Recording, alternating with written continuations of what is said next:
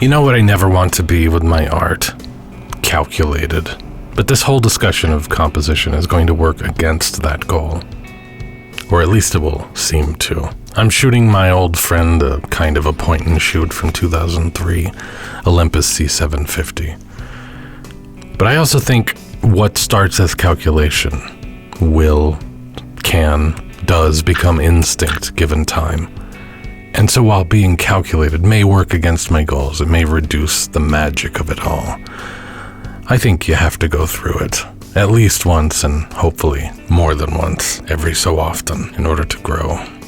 So here's a photographer's composition thought process, not the photography composition thought process. A photographer's composition thought process, specifically mine. And I'm going to try to make it as bite-sized as possible. Here's what grabbed my eye in the first place. Here's what worked about the shot and/or what didn't. Was it successful? Was it not successful? Should I have just kept on walking? And nothing reveals the flaws in your composition quite like an old point-and-shoot camera. Because there's nothing to hide behind. It's just your naked composition. Subject-background separation is not really even a thing unless you're right up on a subject. But if you can get something out of this, cool. And if not, makes total sense. See ya in the desert. I like this. Yes, I put the horizon right in the middle of the frame, which you're not supposed to do, but needed to be done. I feel it was the right call in this case, for reasons of symmetry, unexpectedness. I see what grabbed my attention with this one. There is a flow with the land sloping down and various features jutting out of it. Is it an amazing shot though? No, but hey, I'm out here to shoot, so I'm shooting. It's really hard to talk about this one, looking at it on a tiny screen. I think whatever I saw in it either requires a big screen or you just had to be there. So I have nothing to say about it in particular. No idea if it worked or it didn't at postage stamp size.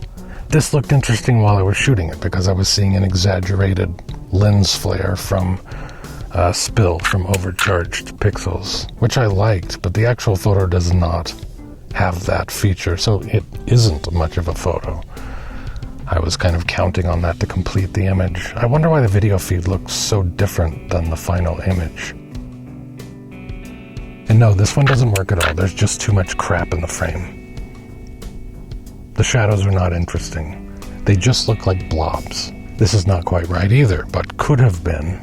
I have the background lined up very well, I suppose, but this plant, dead plant thing in the foreground, I see that I lined up the bottom of it with the opening in the rocks, kinda, maybe. It's just, I just missed a little bit. It's not quite lined up as well as it could be with the opening in the background, or something.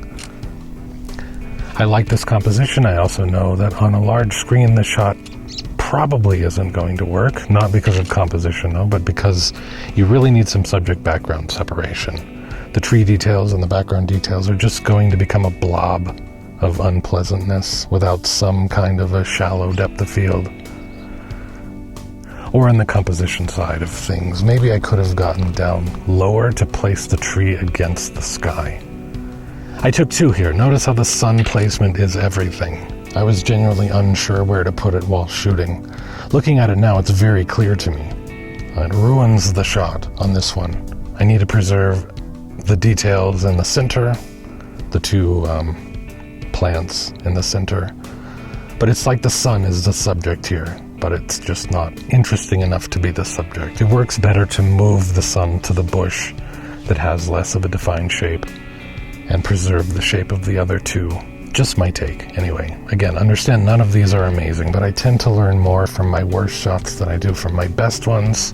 Perhaps it's similar for you. Yeah, this works. I like this. Big landscape. Kinda has a C shape. This is whatever, but it's clear to me why I shot it. There's an interesting something in the middle, and there's something closing off the frame on the left, and there's something closing off the frame on the right. I like to close off the sides, at least one of the sides. Some detail signifying an edge of the frame before the actual edge of the frame. Makes it feel more like a complete image that way. in my opinion. Yes, of course I shot this. It's the sort of thing that's pretty with your eye. And you think, oh, I can use the shadow at the bottom as a boundary. The subject is in bright light. I mean, that's actually the subject. What's not to love, right? And yet, I don't love it. Don't even like it. Really kind of does look like a random snapshot. I guess images do need to look calculated, despite what I was saying in the beginning. You want to feel it, sure, but it's got to look like some thought went into it. Also, this, I don't know. I don't have a whole lot to say about this.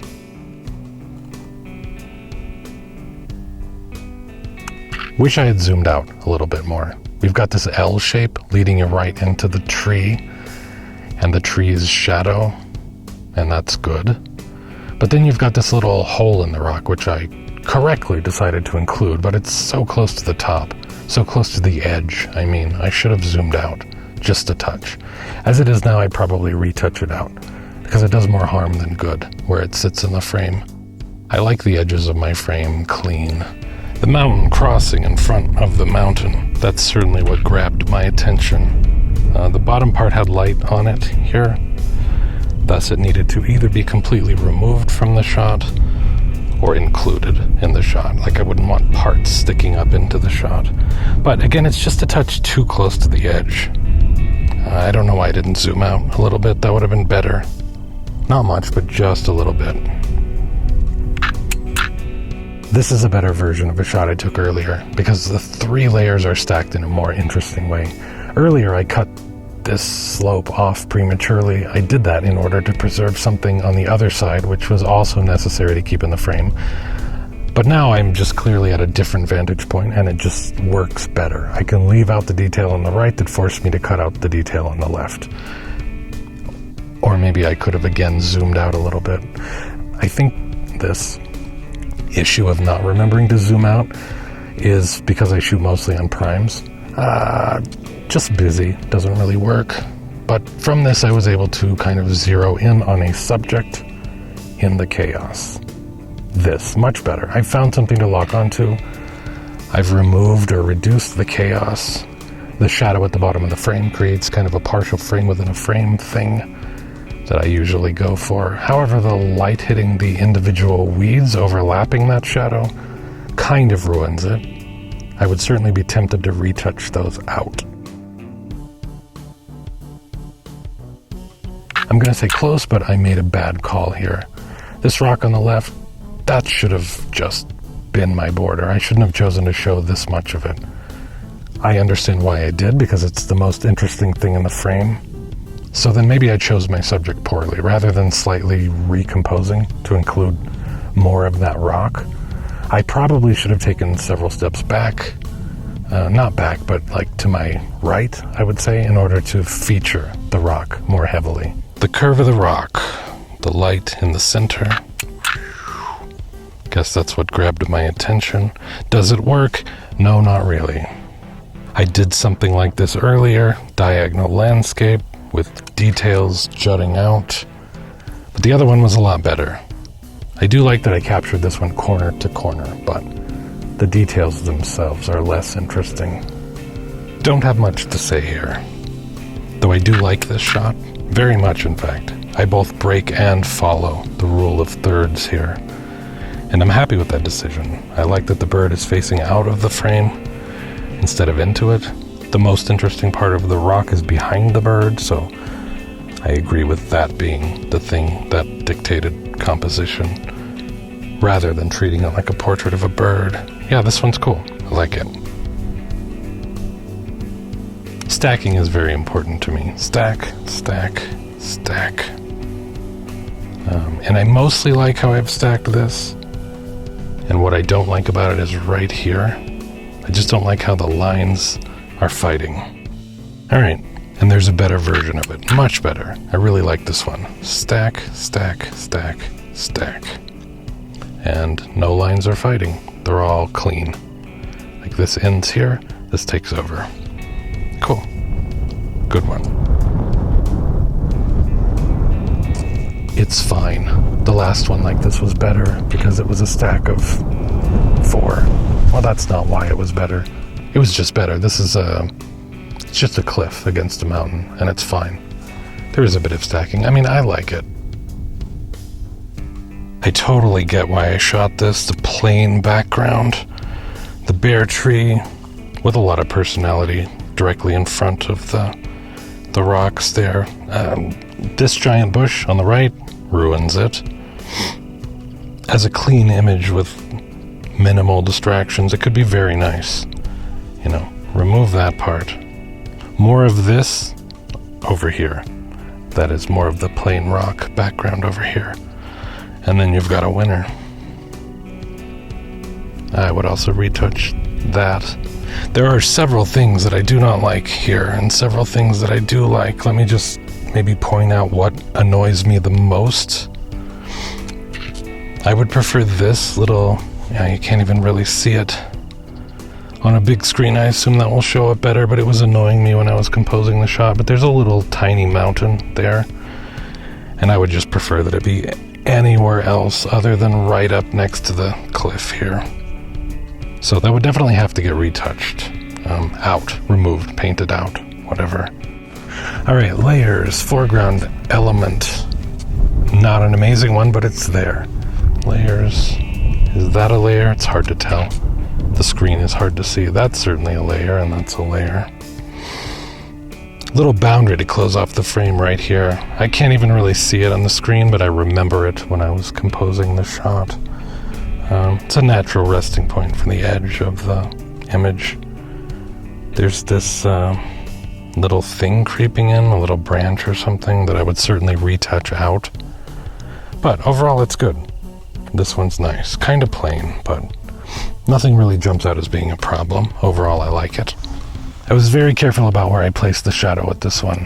While I might have liked to compose it differently, I wanted the most solid bits of the shadow at the bottom of the frame. What I mean is the sparsely... I don't know how to express that. The solidness of the shadow really dictated what I included and what I didn't. But I love this one. This is my favorite so far. It's not even close, really. This was a good call. I realized that given its shade, that it's not in sunlight, that the things behind it receiving the sunlight were more interesting because of the fact that they were receiving the sunlight. So that these rocks should be a frame, not the subject. But the lack of detail over here is not great. Could I have found a better angle? Probably. So I guess this is me finding a better angle. Yeah, it solved the problem over here. Now there's interesting detail all the way across, but we've also lost our frame on this side. So there was still probably a better angle. Similar story to something earlier. I really wanted that light spill from the overcharged pixels as part of the image, but I did not get it. So it's not much of a photo, but also it's not my fault. Love the stacking here and how the pieces kind of fit together like puzzle pieces. There's some bushes down here that I'd rather not be there. I'd rather it just be clean, the line of the rocks. So perhaps I would retouch that out. Retouch those out. Nice. Second favorite shot. Might even be the same tree, not sure. Wish I had moved the camera slightly to the right.